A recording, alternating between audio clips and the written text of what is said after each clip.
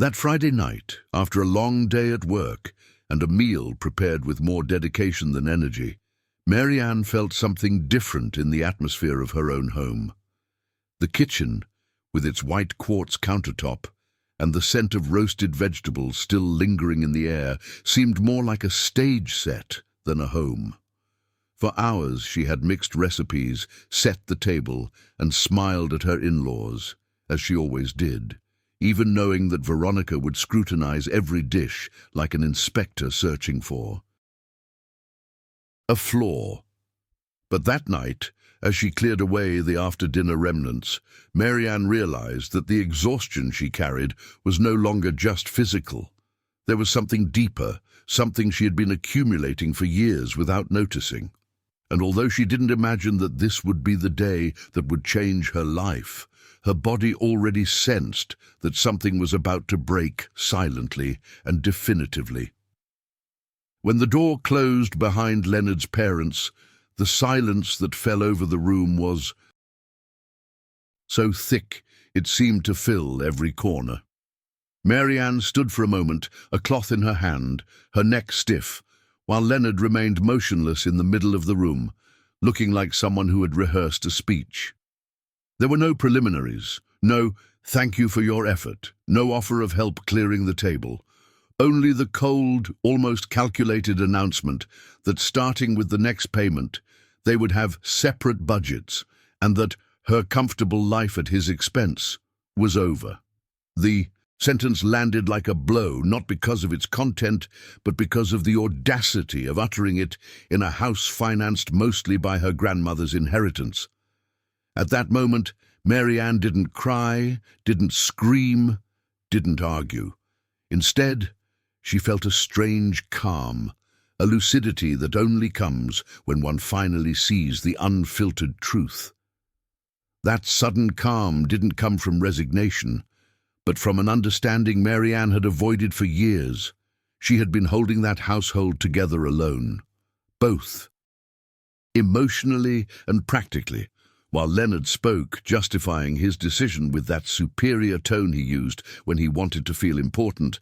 Mary Ann mentally reviewed every early morning working on her tablet, every bill she managed herself, every meal prepared to maintain the appearance of a perfect family.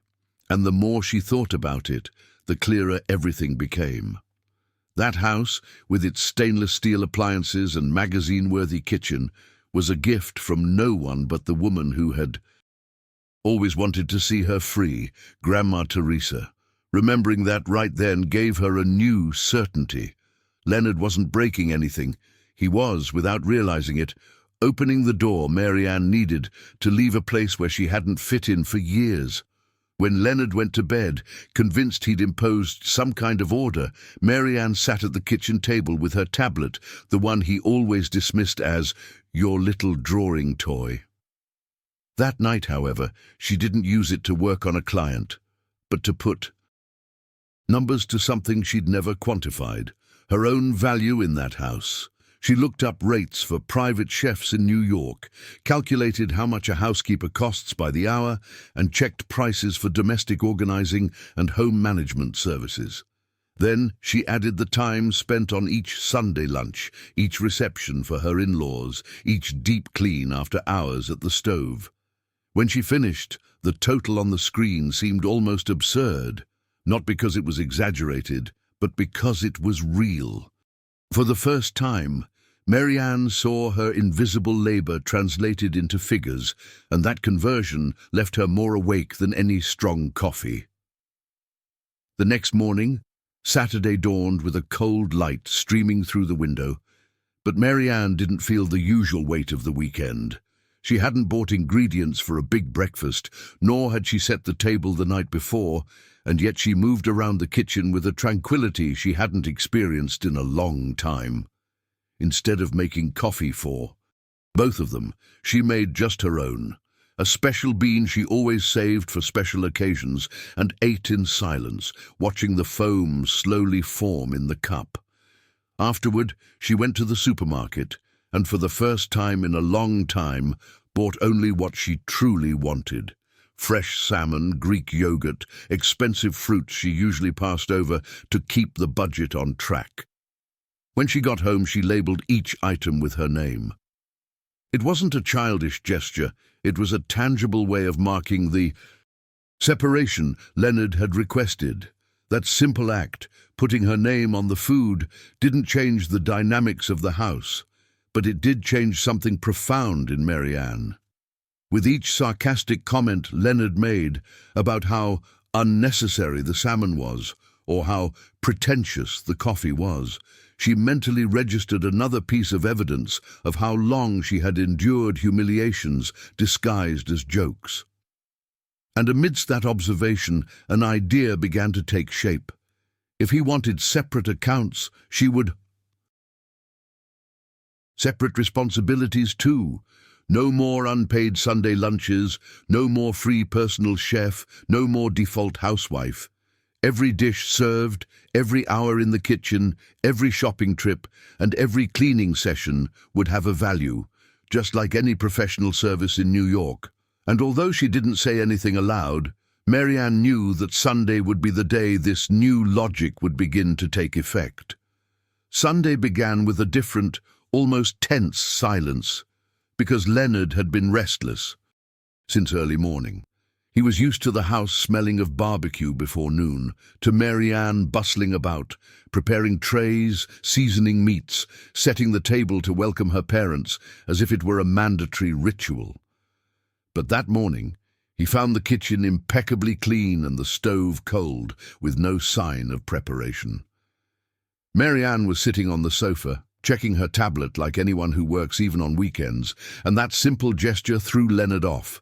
He asked with that tone of indignation, disguised as surprise, why lunch hadn't started, and Mary Ann, with the same serenity with which she had labelled her groceries, reminded him that everything was now managed by separate budgets, just as he had decided. The comment not only irritated Leonard, but also left him visibly nervous. He knew his parents would be arriving in just over an hour, and the thought of greeting them without Mary Ann's usual culinary display filled him with a mixture of embarrassment and panic. He tried to regain control, first by suggesting, then by ordering, until he went so far as to say she was overreacting. But Mary Ann didn't move from the sofa. She didn't raise her voice, didn't argue, didn't budge.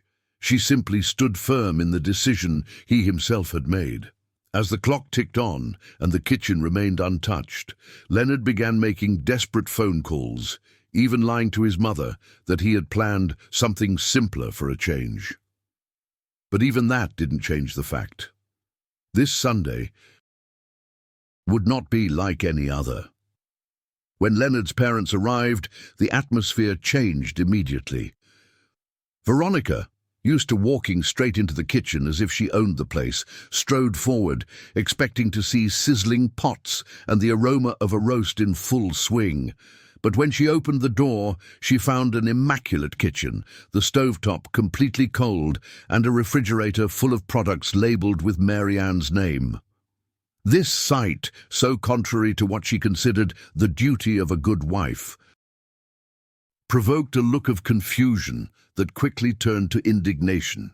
She demanded aloud what was going on, in a tone that didn't ask for explanations, but for someone to blame. Leonard tried to intervene, stammering excuses, but Mary Ann stepped forward with a calmness that disconcerted everyone. Mary Ann explained, with the serenity of someone who has finally grasped her own worth, that since Leonard's decision to separate the budgets, all the services she previously performed out of obligation now had a cost, and to avoid confusion, she added, she had prepared a detailed document. She pulled out her tablet and showed what she had called Invoice, Sunday Lunch Services, a complete invoice with estimated hours, menu planning, shopping, preparation, service and cleanup. Veronica let out a shriek that echoed throughout the house, not only because of the invoice itself, but because for the first time, someone in that kitchen had set a clear limit on the demands she had taken for granted. Over the years, her father-in-law, on the other hand, remained silent, observing everything like a businessman who knows how to recognize numbers when he sees them. Leonard tried to snatch the tablet from Mary Ann's hands, as if erasing the screen could undo the situation. But she took a step back, and without raising her voice, reminded him that those numbers weren't made up. They were real fees for services she had provided for years, without recognition or compensation. Veronica chimed in with her usual accusation that Mary Ann was ungrateful and that the house existed thanks to her son's hard work. It was then that Mary Ann, still with a composure that contrasted sharply with the emotional turmoil of the others, revealed the truth that had always been in the documents, even though no one wanted to see it. 80% of the down payment on the house came from her grandmother's inheritance, money legally transferred and registered.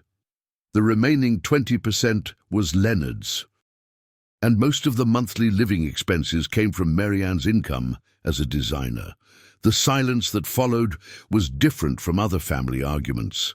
It was a heavy, uncomfortable silence that made it clear the narrative Leonard and his parents had constructed had irrevocably collapsed. His father-in-law, his gaze fixed on the bill and then on Mary Ann, barely nodded, as if acknowledging that in terms of assets and ownership, she was the majority shareholder in the house where everyone behaved as if it were his son's exclusive territory. Veronica, at a loss for arguments, could only reiterate her disbelief, while Leonard seemed to lose the emotional balance he used to control situations. In that mix of tensions, Mary Ann understood that this was the turning point. She wasn't just defending her work, but reclaiming an economic, emotional, and moral truth that had always been hers. It was then that Mary Ann decided to speak directly to her father-in-law, the only one in the room who still maintained some semblance of composure. She explained in simple but precise terms how the house should be understood as an asset largely financed by her, and how the years of unpaid domestic labor amounted to a contribution that no one had had the honesty to acknowledge.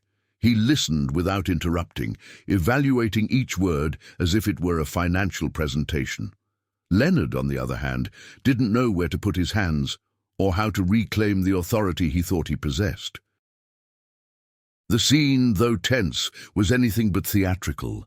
It was real life confronting the undeniable truth, and for the first time, Mary Ann had complete control in a space where her voice had always been silenced.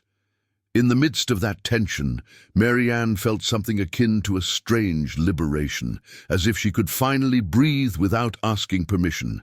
And if you, who are reading or listening to this story, have ever felt like you were carrying the weight of an entire household without anyone acknowledging it, this is a good time to leave a comment telling us where you're from, because what was happening there in that cold and silent kitchen is something many people experience without daring to name it. While Veronica stormed out of the house in a huff and her father-in-law simply said, "Let's go," Mary Ann stared into the empty space, understanding that this moment wasn't a family breakdown. It was the beginning of her emotional and financial independence. When the door closed, behind Leonard's parents, the house fell into almost complete silence, but this time it wasn't a heavy silence, it was a clarifying one. Leonard, disoriented, began to say that everything had spiraled out of control, that his mother had misinterpreted his intentions, and that Mary Ann was exaggerating. But every word he uttered sounded hollow, as if he didn't even believe what he was saying. Mary Ann, however, wasn't interested in prolonging an argument that had been repeating itself for years. In various forms, she told him, without a tremor in her voice, that from that moment on, everything related to the house, expenses and responsibilities would be handled in writing, because she no longer trusted unspoken agreements. Leonard froze at that statement. He wasn't used to Mary Ann setting such concrete boundaries. That same afternoon, Mary Ann printed documents, reviewed old emails, and organized folders with a precision that surprised even herself. She made copies of the house, deed, proof of inheritance transfer, renovation invoices, and estimates that had been paid for with her own design work. It wasn't an impulsive strategy. It was the most honest way she knew to set the record straight and prevent history from being rewritten later. When Leonard saw her sitting at the dining room table, surrounded by papers, he felt he was losing territory he believed was rightfully his. But Mary Ann wasn't taking anything from him. She was reclaiming what had always belonged to her. She prepared an envelope with all the documentation and placed it in her bag, knowing that the next step had to be taken outside that house. On Monday morning, Mary Ann met with a lawyer specializing in marital property and divorce, a straightforward woman who needed no more than 10 minutes to understand the situation. As she reviewed the documents, the lawyer nodded several times as if confirming a suspicion. Mary Ann had financially and operationally supported a life that was never acknowledged. She explained the possible paths, the legal scenarios, and the advantages of having such clear proof of the financial contributions and work accumulated over the years. Mary Ann listened with a mixture of relief and exhaustion. It wasn't easy to accept that she was coming to a law firm not out of desire, but because the respect within her home had long since evaporated. That afternoon, Mary Ann arranged to meet Leonard at a neutral coffee shop, a place public enough to avoid a scene, but quiet enough that he couldn't pretend he didn't understand what was at stake. When Leonard arrived and saw the envelope in front of her, his face changed immediately. As he opened it and read the figures, the percentages, and the receipts, the arrogant air he always wore crumbled. He muttered that he didn't know, that he thought things were different, that Mary Ann was taking it too far. But she, with a serenity that came from days of absolute clarity, replied that this wasn't punishment or revenge. It was the natural consequence of his own decision to separate his life, expenses, and responsibilities. For the first time, Leonard understood that he couldn't maintain the lifestyle he had flaunted for years on his own. Seeing the true magnitude of the numbers, Leonard entered a phase of supplication that Mary Ann hadn't anticipated. He promised to change, to set boundaries with his mother, to acknowledge her work, and to start over. But those words came too late. For years, Mary Ann had heard similar promises, all designed to maintain the same unequal structure that silently consumed her. In that coffee shop, with the clinking of cups and murmurs all around, she understood that there was no longer any room to rebuild something that had never been fair. The lawyer had been clear. They could sell the house, or Leonard could buy her share, but neither option worked without facing the truth. And Mary Ann knew he didn't have the means to back up his claims. Selling the house was inevitable. The process moved quickly because the numbers spoke for themselves, and Mary Ann didn't put up any obstacles. That house had lost its meaning long before the "for sale" sign appeared in the window. Once the sale was finalized, Leonard moved to a small apartment, one he could actually afford without relying on anyone else's quiet labor. Mary Ann, on the other hand, took her share of the money and transformed it into something more valuable than any property. Real stability. She found a bright loft in Soho, an open-plan space where the kitchen was no longer a scene of humiliation, but a place to enjoy whenever she wanted, not when someone else demanded it. Stepping inside for the first time, she felt a relief she hadn't known she needed so desperately. With the move came a professional shift. Mary Ann opened the Mary Ann Carter Design Studio, a project she had dreamed of for years but always postponed because her time was consumed by domestic responsibilities that no one appreciated. In her new loft, with natural light streaming through the large windows and a desk that was finally hers alone, she began receiving more commissions than she could handle. Her creativity, previously trapped by schedules and imposed obligations, began to flow in an almost unexpected way. Each new client, each completed project, reinforced the idea that she had always possessed talent, discipline, and vision. What she lacked wasn't ability, but rather the space to exist without being confined to a role she never chose. It was during one of those afternoons at work, while reviewing a design on her tablet, that Mary Ann stopped to reflect on everything that had happened.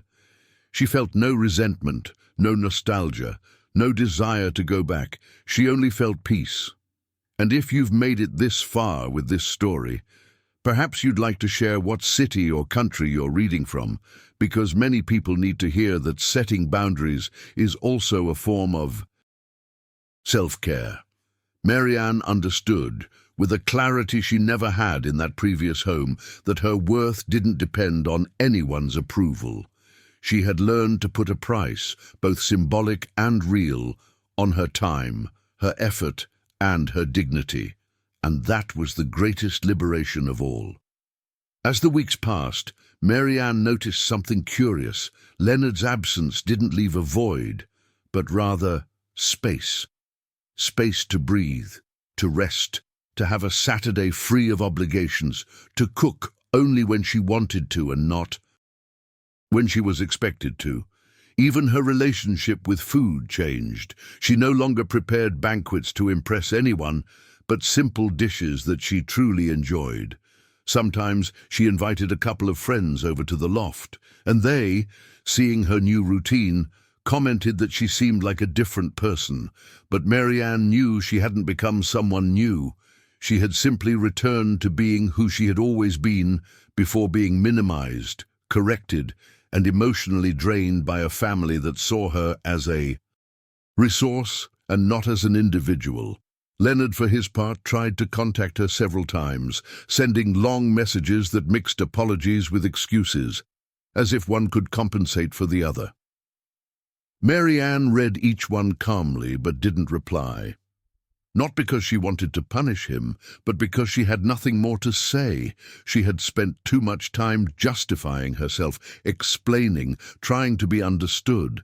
Now her silence wasn't a wall, but a decision.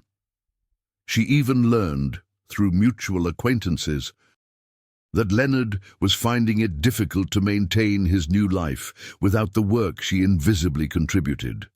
But that information brought her neither joy nor guilt. It only confirmed what she had tried to maintain for years, that marriage was never a balanced partnership, but a structure built on the constant sacrifice of one party. With the studio thriving, Mary Ann discovered a rhythm of life she'd never experienced before, one that revolved not around the needs of others, but around her own plans and desires. She began attending design exhibitions, something she'd always postponed because Sundays were taken over by family lunches. She met colleagues who admired her work, not her ability to handle domestic chores, and that simple difference restored a self-esteem that had been buried for years. Even small details, like being able to leave dishes unwashed until the next morning without fear of a sarcastic comment, became reminders that her life, finally, belonged to her. As her surroundings changed, so did the way she remembered her old home. She no longer saw it as a beautiful place that had become toxic, but as a symbol of a chapter that had ended. The perfect kitchen, once a source of pride, now represented only a space where she had worked tirelessly for people who never acknowledged her dedication.